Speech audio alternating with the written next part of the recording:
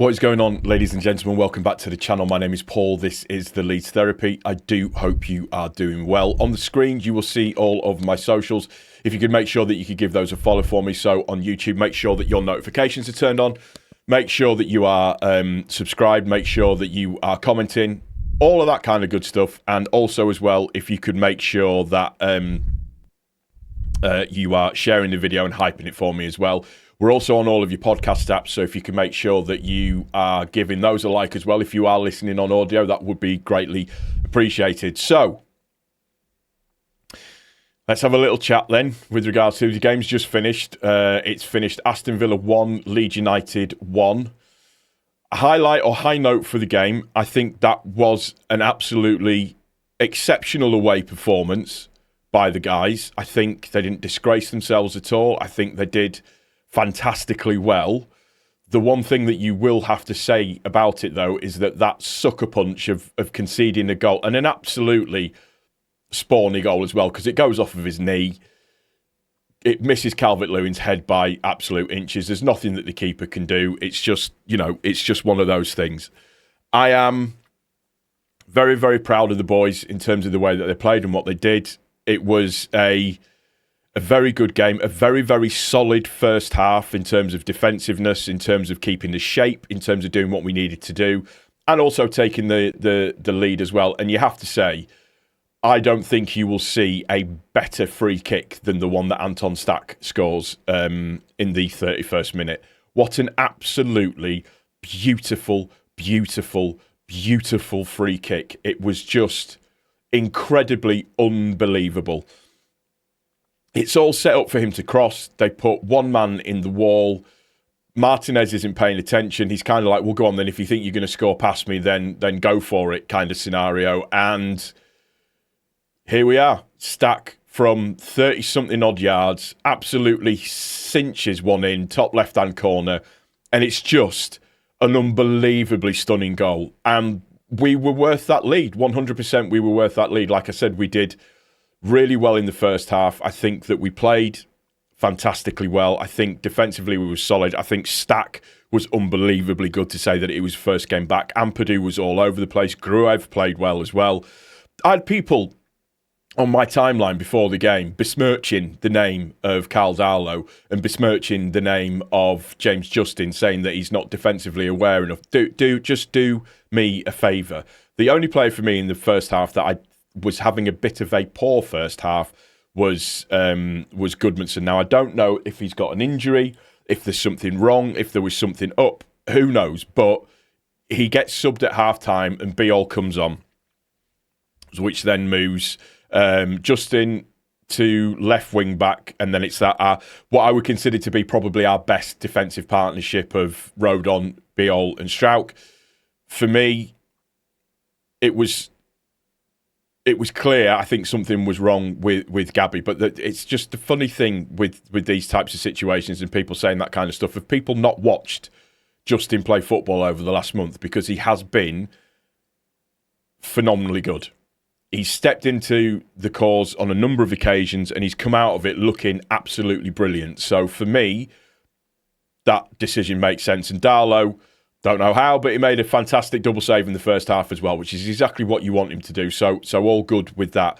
Second half, we needed to keep the shape and we needed to keep the strength in the position that we were going for. And it's very, very difficult to try and hold on to a lead. There's no two ways about that. You can't, there's nothing that you can do sometimes. You know that the pressure is going to come. And the big change that happened in that game was, let me see, there was 2 substitutions that happened, and it was Sancho and Barkley that came on in the 61st minute, and then Abraham came on for Buendia in the 75th minute, and we couldn't cope with Sancho. Sancho did make a bit of I say we couldn't cope. We were keeping them at bay, but we were sitting back far, far, far too much, and it was a very, very pressurised situation.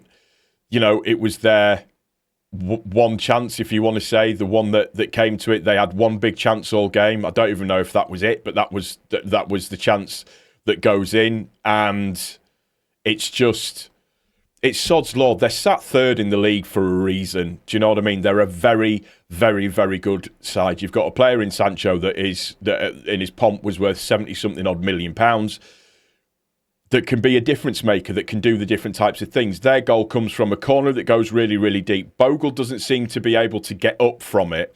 I think Mings, it might be Mings, I'm not sure, but I think Mings heads it down, and then it just comes off of Abraham's knee, and it just goes towards the goal, and DCL can't get his head to it. DCL's covering the post, and it's almost spoons into the perfect position, if that makes sense. So it's gutting, and it does feel like a loss, because it was 3 points there in the grasp of our hands, which could have made life a hell of a lot easier.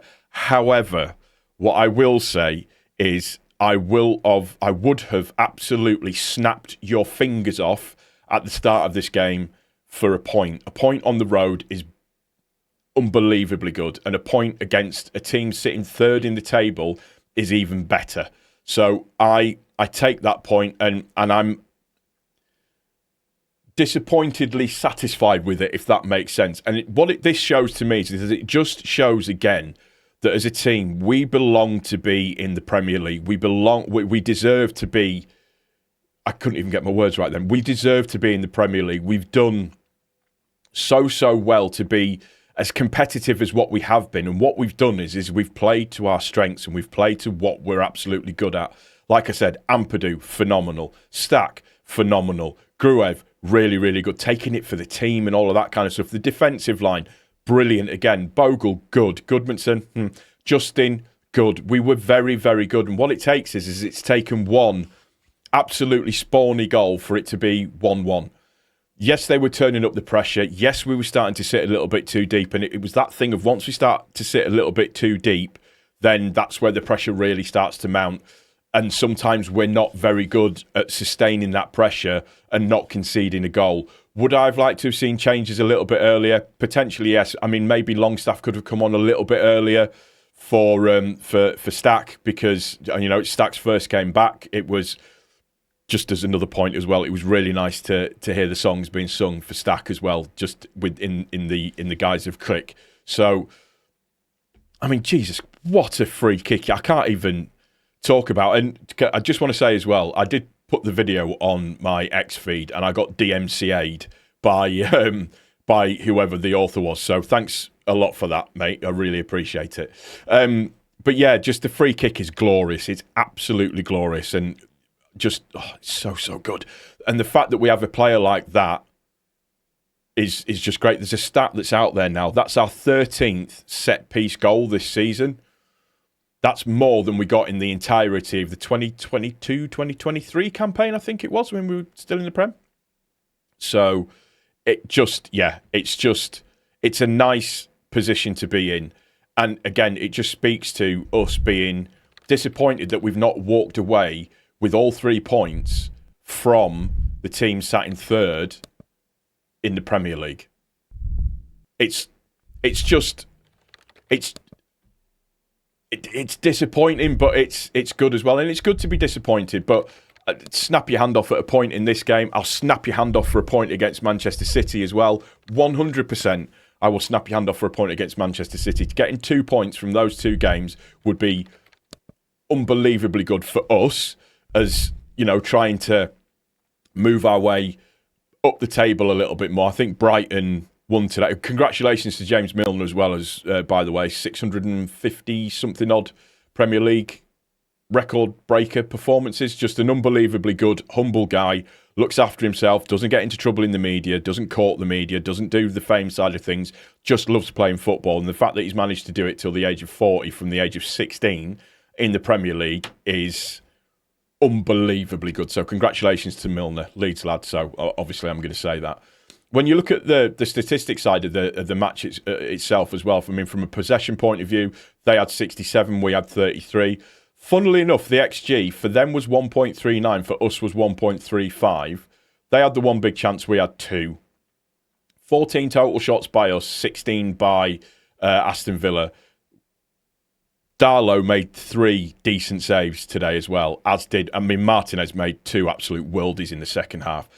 We kept giving away silly corners. They had 7. We only had 2. Fouls-wise was pretty much even. Passes-wise, 513 from Villa. We had 251. So it was kind of that we were all right to let them have the ball and play it around us a little bit. Free kicks-wise, they had 16. We had 11. We had 4 yellow cards, and they only had 1. Excuse me, Windy Pops, I would just like to say that Michael Oliver sniffs bicycle seats in his spare time. What a useless referee that man is. He's just unbelievably, annoyingly bad. So, I'm just seeing as well the total shots off target, shots on target. Even for shots on target, it was 4-4. We had 8 shots inside the box. They had 6. They had 10 shots outside the box. We had 6 on that one. From an attacking point of view, everything came down the left-hand side for us. It was everything left-hand side-wise that did quite well. So, big chances missed. We missed 2. That was the Worldies saves. And for them, they missed 1. Touches in opposition box, they had 29. We had 20. Let's see. Offsides, we were caught offside 5 times. They were caught offside 4 times. And as you would expect, in terms of the positional sense, 25% in the Villa box, 37% in our box, and 38% in the midfield. So it was the midfield battle side of things that was really good. Duels-wise, it was nearly a 50-50 split on duels. We dispossessed them 9. They dispossessed us 9. We won 38 out of 75 ground duels. Aerial duels, 15 out of 38. Dribbles, 50% of those. Defending-wise, very, very, very even from a defending point of view. And this is what I mean when you look at those types of statistics and you can sit and you can say to yourself, we deserve to be where we are. We can compete with these teams. We can compete with a team that's, 20 points ahead of us in the league. We have the players capable to do it, and we showed that today, and we should be immensely proud of the way that the boys played. And again, I'm going to say this, it's gutting, absolutely gutting to concede in the 89th minute. However, it's important to take on board they're sat third. We all would have taken a point at the start of this game, so we take that point. It's another point towards survival. That's the main thing. If we can pick up points away from home, win some of the home games that we've got left to go, we should be okay.